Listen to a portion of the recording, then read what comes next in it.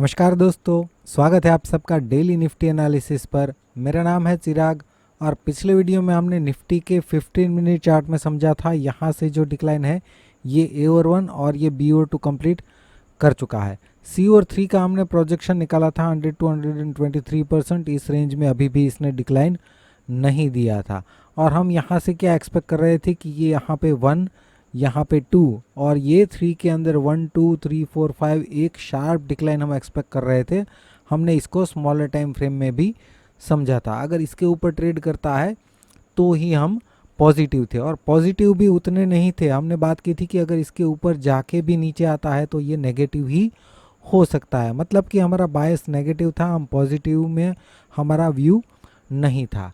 अभी आज अगर हम देखें मॉर्निंग में तो हमें गिफ्ट निफ्टी जो है वो पॉजिटिव ओपनिंग दिखा रहा था। करीबन ये चार्ट मैंने 9 बजे के अराउंड ये बनाया था, तो ये मैंने टेलीग्राम चैनल पे शेयर किया था कि अगर गैप अप ओपनिंग होता है जिस तरीके से गिफ्ट निफ्टी दिखा रहा था 19,400 के आसपास ओपनिंग दिखा रहा था, तो यहाँ पे मैंने ये चार्ट अपडेट करके टेलीग्राम चैनल पे पोस्ट किया था कि उस केस में ये यहाँ पे इम्पल्स कंप्लीट कर सकता है, ये शार्प बाउंस ए हो सकता है, उसके बाद ये 3 वेव डिक्लाइन बी और यहाँ से वेव सी अगर इस रेंज में यहाँ आसपास ओपन होता है तो ओपनिंग के साथ ही यहाँ पे ये सी बन जाएगा और उसके बाद शार्प डिक्लाइन होने के बाद ये ए बी सी करके डिक्लाइन ये कंटिन्यू कर सकता है। तो उस केस में ये 1 और यहाँ पे 2 बनने के बाद डिक्लाइन ये कंटिन्यू कर सकता है। इस तरीके का हमारा प्लानिंग था, लेकिन 9:08 में हमें पता चला कि ये तो फ्लैट ओपन हो रहा है, राइट।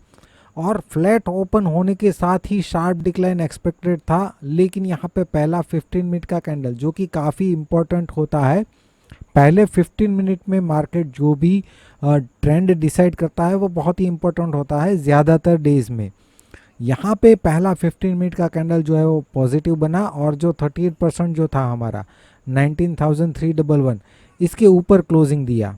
तो 38% के ऊपर आने का मतलब है ये पॉजिटिव हो चुका है और पॉजिटिव होने के बाद चांसेस है कि अब वो इस रेंज में आ सकता है जिस तरीके से हम प्लान कर रहे थे। अब होता क्या है, अगर ओपन इस रेंज में होता है तो ये ओपनिंग से ही सी बन के डिक्लाइन कंटिन्यू कर सकता है, लेकिन आज के केस की बात करें तो ओपन फ्लैट होने के बाद यहाँ से ये ऊपर गया है, मतलब आज मॉर्निंग से ही यहाँ से बाइंग हुआ है, राइट। तो इस रेंज में आने के बाद सडनली ये बाइंग यहाँ पे लोग कर रहे हैं और सडनली सेल ऑफ आ जाए, ऐसा नहीं होता है। और आज का मार्केट जो है अपसाइड ट्रेंडिंग था और जनरली ऐसे डेज में क्या रहता है, जो भी छोटे छोटे ट्रेडर शॉर्ट करते आ रहे हैं वो तो लास्ट में शॉर्ट कवरिंग आएगा उसके हिसाब से, राइट। तो इसीलिए यहाँ पे भी ये रुका नहीं और वहाँ से भी ये हाई को भी ब्रेक कर दिया, राइट। हमने टेलीग्राम चैनल पे डिस्कस किया था कि जब भी हमारे प्लान के अगेंस्ट में मार्केट जा रहा है, जैसे ये 38% को ब्रेक कर दिया मॉर्निंग में, जनरली अगर ये 1 और 2 है, जैसा हमने पिछले वीडियो में देखा था ये 1 और 2 है, उसके अंदर 1 और 2 है, तो शार्प डिक्लाइन हमें मिलना चाहिए। अगर इस रेंज में भी ओपन होता तो भी हम डिक्लाइन एक्सपेक्ट कर सकते थे शार्प, क्योंकि ये गैप अप ओपन हुआ है, राइट। तो यहाँ पे प्रॉफिट बुकिंग आता और वहीं प्रॉफिट बुकिंग जो है वो मार्केट को ज़्यादा नेगेटिव ले जा सकता था, लेकिन यहाँ से मॉर्निंग से ही बाइंग हुआ है तो वहाँ से इसको नीचे लाना मुश्किल है सेलर्स के लिए। तो आज हमने समझा टेलीग्राम चैनल पे कि हाँ हम नेगेटिव थे, हमारा प्लान था कि हमें सेल ही करना है, बाय नहीं करना है, लेकिन मार्केट हमारे जिस तरीके से हम एक्सपेक्ट कर रहे थे उसके अगेंस्ट में जा रहा था। कोई सिनारियो ऐसा नहीं बन रहा था कि जिस तरीके की पैटर्न हम सोच रहे थे उसी तरीके से ये बिहेव करे, ऐसा नहीं हो रहा था, राइट। तो हमें वहाँ पे क्या करना है, अगर हमें बाय नहीं करना है मत कीजिए, लेकिन सेल भी नहीं करना है, क्योंकि हमारे फेवर में जैसा हम सोच रहे हैं उस तरीके से मार्केट नहीं बिहेव कर रहा है, राइट। अभी आज के वीडियो में हम निफ्टी का वीकली चार्ट देखेंगे। वीकली चार्ट में यहाँ से जो बाउंस है वो हमने यहाँ पे पहले भी देखा हुआ है। ये 1 और 2 के बाद यहाँ से हमने 3 का प्रोजेक्शन निकाला था 100 to 123%। ये हमने सबसे पहली बार 1 जून को देखा था और वहाँ पे हम ये जो टारगेट है वो 4 सितंबर के आसपास हम एक्सपेक्ट कर रहे थे, लेकिन अब मंडे को 4 सितंबर है और मार्केट जो है अभी भी यहाँ पे ही ट्रेड कर रहा है, राइट।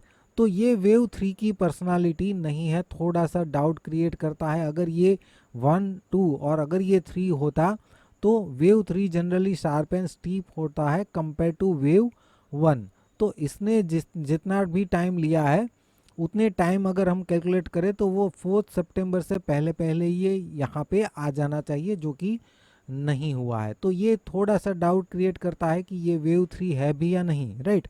तो इसीलिए ये अभी भी हम इसको सपोर्ट रेंज मानेंगे और 38% जो है वो down side break even point है, इसके नीचे ट्रेड करता है तो हमें यहाँ तक का डिक्लाइन भी देखने को मिल सकता है। लेकिन अभी के लिए हमारा फोकस इस डिक्लाइन पर है। हो सकता है कि ये इम्पल्स 1 2 3 4 5 कंप्लीट हो चुका है और यहाँ से जो है ये 38% एटलीस्ट यहाँ तक डिक्लाइन दे सकता है, हो सकता है इसके नीचे भी ये आ जाए, राइट। तो फोकस अभी के लिए हमारा इस डिक्लाइन पर है। अभी के लिए ये 23% तक आया हुआ है। तो इस डिक्लाइन को अगर हम स्मॉलर टाइम फ्रेम, ये निफ्टी का 2 आवर चार्ट है, यहाँ पे अगर हम देखें तो यहाँ पे हम ये ए ओवर 1 और इसको बी ओवर 2 मान रहे थे, फिर से ये ए ओवर 1 और बी ओवर 2। तो यहाँ पे बार बार ये 1 अगर ये 2 है, ये 1 और 2 है, और अगर वेव 3 शुरू होने वाला है तो ये बार बार रिट्रेसमेंट दे रहा है। जनरली ऐसा नहीं होता है। अगर ऐसा होता भी है तो उस केस में एक बहुत ही ज़्यादा बड़ा शार्प डिक्लाइन भी हो सकता है। अभी के लिए अगर हम देखें तो हो सकता है कि ये 1 2 3 4 और ये 5th के बाद ये हमें एक बड़ा यहाँ पे ए और 1 और ये हो सकता है बी और 2 और सी और 3 के अंदर ये 1 और 2 बनने के बाद यहाँ से भी ये शार्प डिक्लाइन अभी भी दे सकता है। हम यहाँ से जो डिक्लाइन है उस पर फोकस करें तो ये ए और 1 और ये बी और 2 जो है 50 to 70% की रेंज में ये आ चुका है, राइट। यहाँ पे अगर हम देखें तो ये एक WXY करेक्शन हो सकता है और इस रेंज में से अभी भी हम डिक्लाइन एक्सपेक्ट कर सकते हैं, राइट।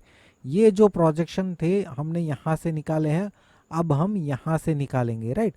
तो ये जो पैटर्न है उसको अगर हम अभी भी स्मॉलर टाइम फ्रेम में देखें तो यहाँ पे ये ए और 1 और ये एक WX और Y करेक्शन हो सकता है, जहाँ पे ये X जो है वो इरेग्युलर है, राइट। तो अगर ऐसा ही है तो यहाँ से शार्प डिक्लाइन इसके नीचे फिर से हमें मिल सकता है, राइट। लेकिन ये लो बनाने के बाद अगर यहाँ से ट्रेंड रिवर्स हो चुका है तो क्या हो सकता है, यहाँ से ये किस तरीके से ऊपर जा सकता है वो सिनेरियो भी देखेंगे। और अगर यहाँ पे हम सही है कि ये इरेगुलर करेक्शन है तो उस केस में जल्दी से ये 38% के नीचे आ जाना चाहिए। ये 38% हमने इस बाउंस का निकाला है। अगर ये एक WXY करेक्शन है तो जल्दी से इसके नीचे आ जाना चाहिए। अगर ऐसा होता है तो हमारा एनालिसिस सही है और यहाँ से शार्प डिक्लाइन इस रेंज में हमें मिल जाएगा।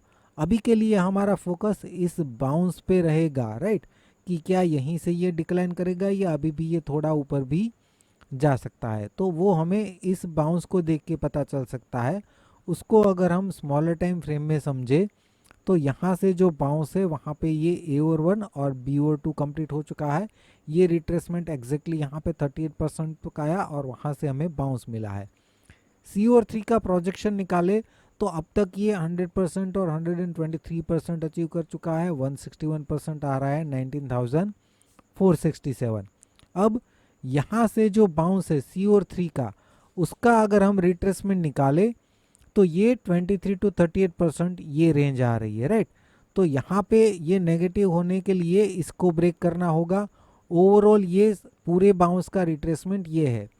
ये दोनों लेवल अगर जल्दी से ब्रेक कर जाता है तो ये नेगेटिव बन जाएगा। और मान लीजिए कि इसको ये ब्रेक नहीं कर पाता है और यहीं से बाउंस करता है तो हो सकता है इस रेंज में ये बाउंस हमें दे दे। हो सकता है कि ये 1 2 3 4 और 5th जो है सी का, वेव सी और 3 का इस रेंज में पूरा करे और उसके बाद हमें डिक्लाइन मिले।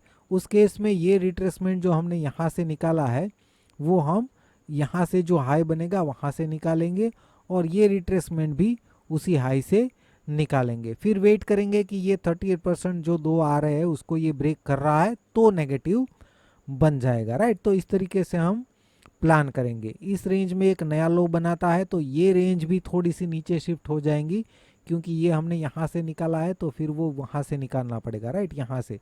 तो ये भी थोड़ी नीचे शिफ्ट हो जाएंगी। इस तरीके से हम निफ्टी में प्लान करेंगे आने वाले सेशंस में। और फ्रेंड्स, जो लोग भी इलियट वेव कोर्स और टेलीग्राम चैनल में जुड़ने के लिए इंटरेस्टेड है, डिस्क्रिप्शन में आपको लिंक मिल जाएगा। कोई क्वेरी है तो इस नंबर पे आप कांटेक्ट कर सकते हैं। वीडियो को लाइक करना मत भूलिएगा। वीडियो देखने के लिए आपका बहुत बहुत शुक्रिया। धन्यवाद।